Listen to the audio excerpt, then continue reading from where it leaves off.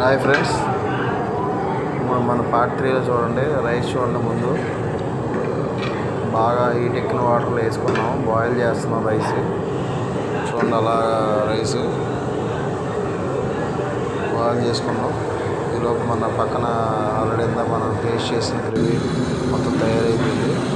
దాన్ని పక్కన పెట్టి దమ్ ప్లేట్ పెట్టాలండి. దమ్ ప్లేట్ ఇసుక వేయాలి కింద మాడకుండా. ఆ దమ్ ప్లేట్ దాని మీద పెట్టేసామండి. చూడండి, గ్రేవీ మొత్తం 4 సైడ్లు పర్ఫెక్ట్ యాక్షన్లో ఉండాలి. 4 సైడ్లు. 4 సైడ్లు చూడండి, కరెక్ట్గా గ్రేవీ 4 సైడ్లు కరెక్ట్గా ఉంచోవాలి. ఓ సైడ్ ఎక్కువ, సైడ్ తక్కువ ఉండకూడదు. ఇలా రైస్ అవుతూ ఉందండి. చూడండి, రైస్ చెప్తాను ఇప్పుడు నేను ఎలాగేయాలి. Rice main. చూడండి, రైస్ ఫస్ట్ అది అలా చూసుకుంటూ ఉండాలండి. అంతా కూడా ఎక్కువ ఫైర్లో ఉండాలి. ఫైర్ ఎక్కువ ఉంటేనే రైస్ ఏంటంటే మొత్తం అంతా ఉడుకుద్ది.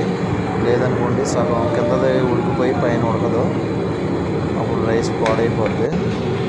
చూడండి, ఆ రైస్ 30% రైస్ ఇది. చూడండి, అది అలా వస్తుంది రైస్. స్టార్టింగ్ కొంచెం పెరుగుద్ది మన వేసిన దాని మీద 30% రైస్.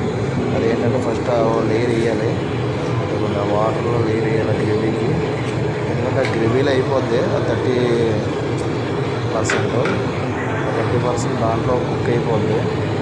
సో ఏంటంటే అది పూర్తిగా గ్రేవీ కలపడకుండా మొత్తం రైస్ వేయాలి. చూడండి, రైస్ వేస్తున్నాను అనుకుంటున్నాను. మొత్తం వచ్చుకొని నీట్గా మొత్తం గ్రేవీకి సరిపడంత రైస్ అంతా వేసేవాళ్ళు ఫస్ట్. ఎందుకంటే దాంట్లో ఉడికిపోతుందండి రైస్. మనం 30% వేసాం కదండి, 100% ఉడికిపోద్ది.